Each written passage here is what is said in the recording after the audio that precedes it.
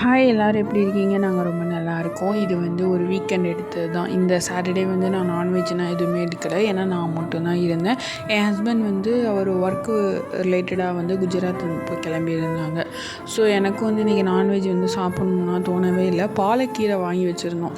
அதை வந்து கொஞ்சமாக எடுத்து எனக்கு மட்டும் ஒரு வேலைக்கு வர மாதிரி மட்டும் கடையில் மாதிரி பண்ணிக்கலாம் அப்படின்னு சொல்லிட்டு அதை வதக்கி வச்சுருந்தேன். கூட வந்து சைடிஷ்க்கு வந்து 2 முட்டை மாதிரி பண்ணியிருந்தேன். இது வந்து வெங்காயம் தக்காளிலாம் நல்லா வதக்கிட்டு அது நல்லா எண்ணெயில் வந்து வதங்கணும். அதுக்கப்புறம் 2 முட்டை உடச்சி போட்டோம்னா சூப்பராக இருக்கும். இது வந்து கேர்டு ரசம் அதுக்கு எல்லாமே அட்டகாசமாக இருக்கும். நான் நினச்சி கூட பார்க்கல, பாலக்கீரை ரொம்ப டேஸ்ட்டாக இருந்துச்சு. அதை வந்து அரைச்சிட்டு அதுக்கப்புறம் கொஞ்சம் வெங்காயம் வரமிளகானா போட்டு அதை லைட்டாக வந்து தாளிச்சிருந்தேன். சுட சுட சாப்பாட்டில் வந்து அந்த அந்த பாலக்கீரையை வந்து போட்டுட்டு அந்த முட்டை பொரியல் வச்சு சாப்பிடும்போது சூப்பராக இருந்துச்சு. அதை விட என்ன டேஸ்ட்னா செகண்ட் ரைஸில் வந்து கொஞ்சம் கேர்டு ஊற்றி சாப்பிட்டேன். அதுவும் வந்து சூப்பராக இருந்துச்சு.